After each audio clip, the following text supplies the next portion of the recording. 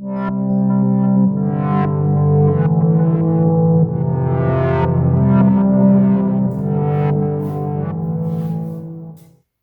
on to the next thing. So my next step for the body of the truck is to break it all down and get it ready to go to the paint booth to clear it all. Well, in the process of doing that, before I need to do that, because that will not take long to prep that and take it and get it cleared and get it back.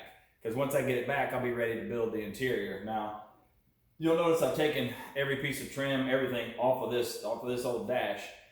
So my next step, I've got all those pieces, I sanded all the texture off of them and got them all sanded clean along with the kick panels that I made for it. So the next thing I need to do, you remember where I cut this off and I put this foam in here to kind of give me a kind of a base layer to make my new shape for the dash now that it's been narrowed to match the truck. So my next step here, you can see where I kind of made this line right along here. That's my cut line, that's my end line. So I got to kind of cut that off right there. That way I have my final shape. So then I'm going to basically do the same thing here that I did on the airbox, on the hole there. I'm going to kind of go back in under this a little bit and cut down all the foam just enough so that because right now the foam is built out pretty much to the level that I want it to be to shape. So I want to knock that down just enough so that I can use that two-part epoxy to kind of fill in that gap. So that's my next step right now. I got to take that little pencil tip grinder, kind of get in here. I'll probably use a roll lock disc and knock it down a little bit. Then we'll go over it, spray it with adhesion promoter. I'll probably get some tape up here to kind of make a dam so that stuff doesn't run out all over the place when I start to apply it. Then spray it real good with adhesion promoter, start laying that stuff in. I'll probably either use a Bondo spreader or a little, I don't know, a little paintbrush or something to spread it. So hopefully this goes as well as I plan.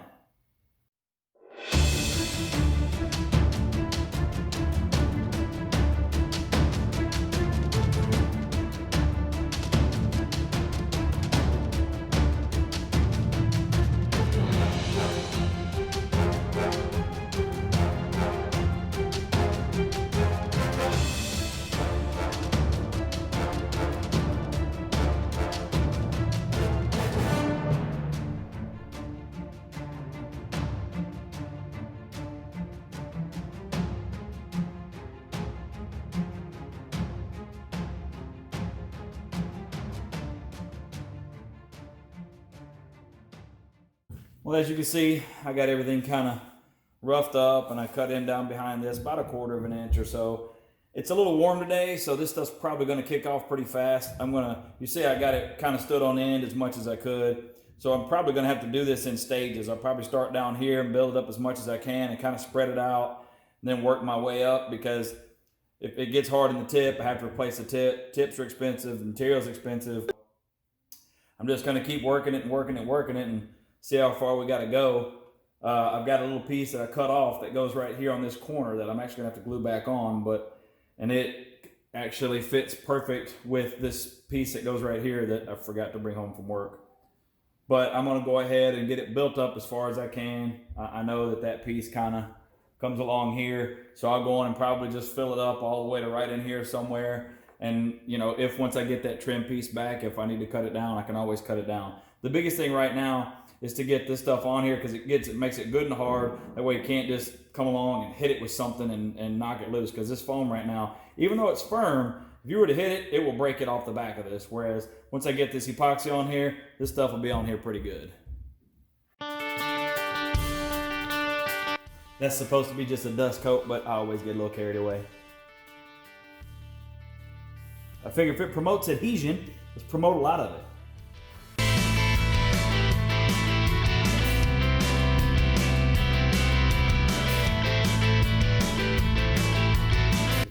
A little bit of spreading before it gets completely. Shoo! Stuff kicks quick. I just got to keep squirting and I won't have to burn my tip.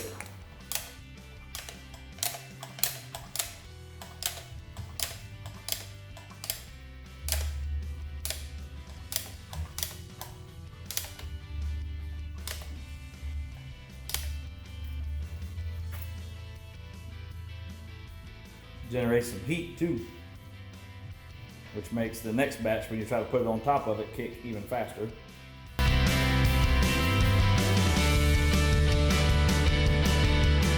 Lord, I hope I don't need this much on the other side. We're over $100 deep into this glue right now.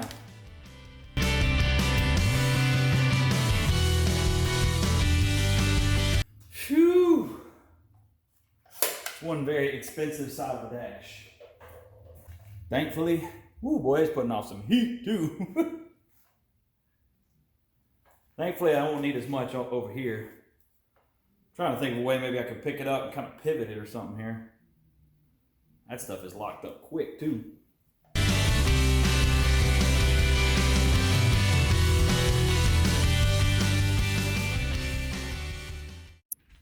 All right, well, as you can see, I went ahead and did the same process on the passenger side as I did on the driver's side. Now, this is the next day, so everything's all set up nice and hard. Now, you see here, go on this side.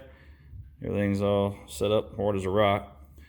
So next step now is to go over all this stuff. I'm going to use a roll-lock wheel with a 50 grit disc on it. Grind that all down till it's all kind of flush, at least, where it's not all looking like a bunch of, I don't know, intestines or something. Then get it where I can wipe over it and try to start smoothing it down. So start grinding. Well, here we are. You see I got everything all ground down the way it's supposed to be. You see it's kind of black right there in the middle. That's where I had to do some more filling. It was still deeper than I wanted to fill with any kind of putty or filler or anything like that. So I didn't have any more of that first type of epoxy that I used. So I used some other stuff that I had left over from another job. It works just as good. It's just from a different company. It's the only reason why it's a different color. So I got it all sanded off with some 80 grit now. I'm flattened out, so I got a really good base to work off of. So next up, I'm going to throw some filler on top of that so I can get her all smoothed out. So let's start spreading the news. Well, I was going to start wiping some filler on the sides there, and then I got my filler out and realized that I didn't get any hardener. So I'm going to get some hardener tomorrow, but I am going to make use of my time.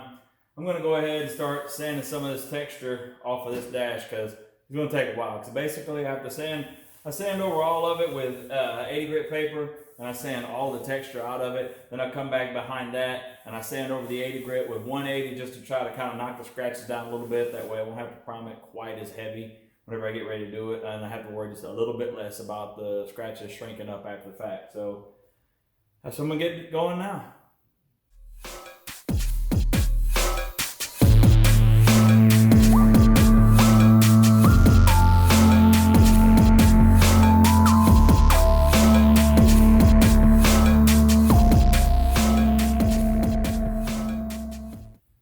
Time to start spreading the news, take 2.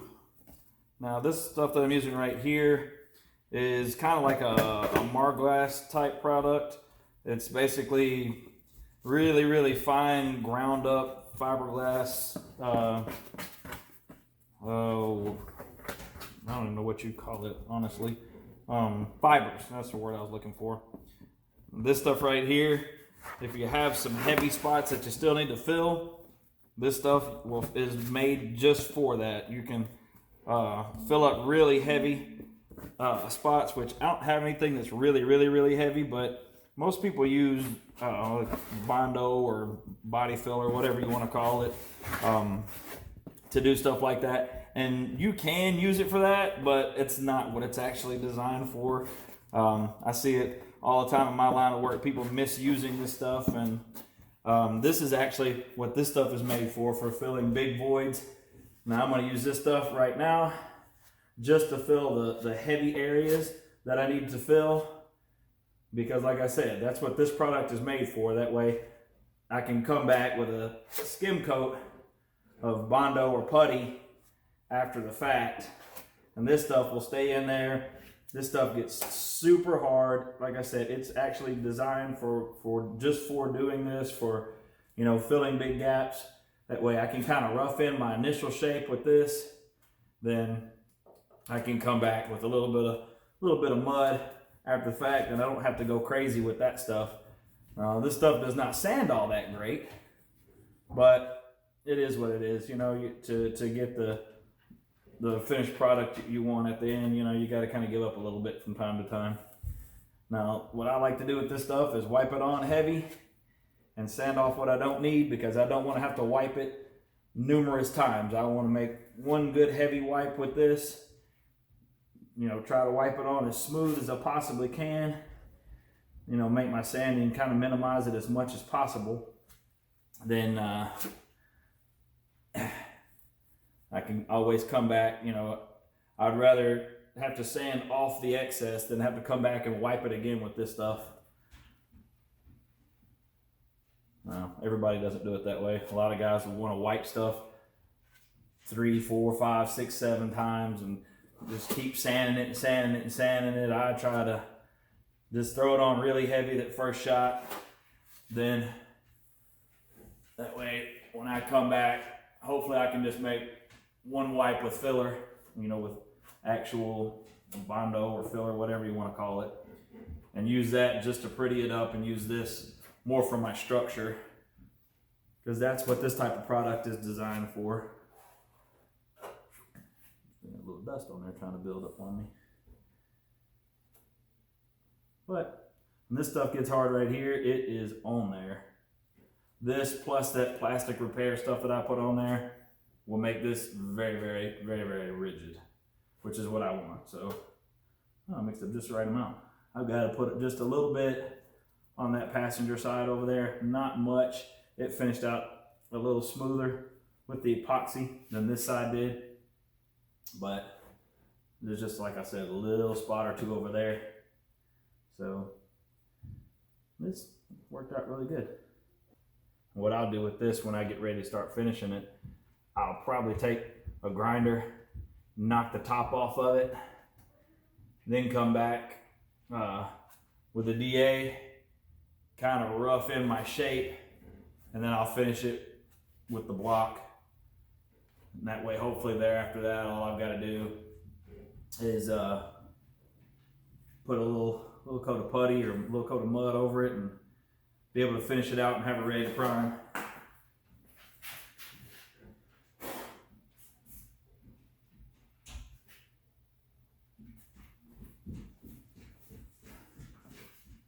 So that's pretty much got it for this side. Everything looks pretty good like I want it, so I'm gonna let it ride, and I'll just throw away this last little bit right here, and then mix up a little bit, put it on the other side, and we'll come back when it's time to start shaping it out. Well, there we are. Gonna give you an idea of what we're working with there. Our shape looking nice. I'm real happy with that. Now that's all nice and hard and ready to sand. Now, I ran out of storage on my phone the other night, so I'll show you, see how much I did sand, get smoothed out off of it, and that's just all 80. I'm not done with it, obviously. Now you see the passenger side, I got it all wiped and ready to go. And originally I thought I might kind of knock the top off of it with 50 grit wheel, but it actually wiped out pretty smooth. So I'm going to try to get after it with 80 grit on a DA first and see if I can't knock the top off of it with that and see how she comes out.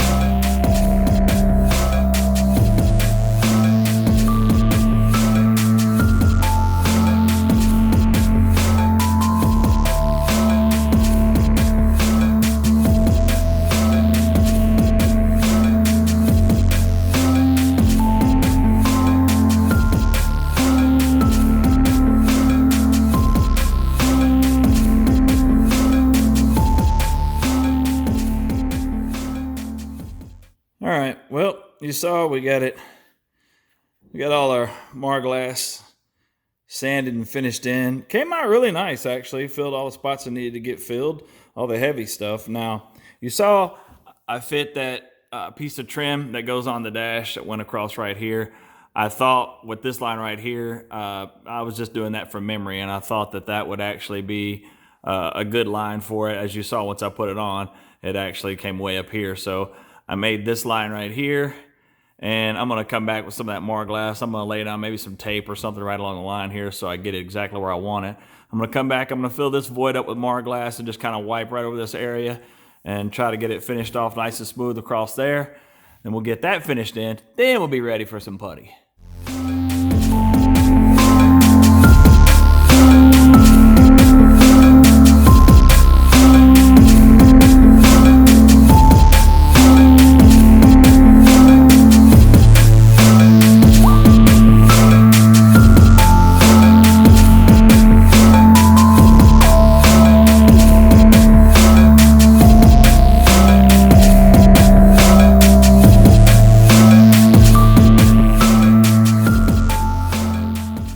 Well, there you go.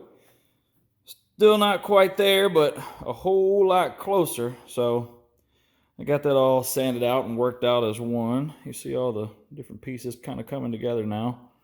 So next step now is a little coat of filler on there. I can fill that tiny little gap. I can make that up with some filler. That's not a problem at all. And then I blocked this out real good, so my shape is really nice. Basically what I did is when I blocked it out and sanded it, I took it down just a little bit further than where I wanted to be.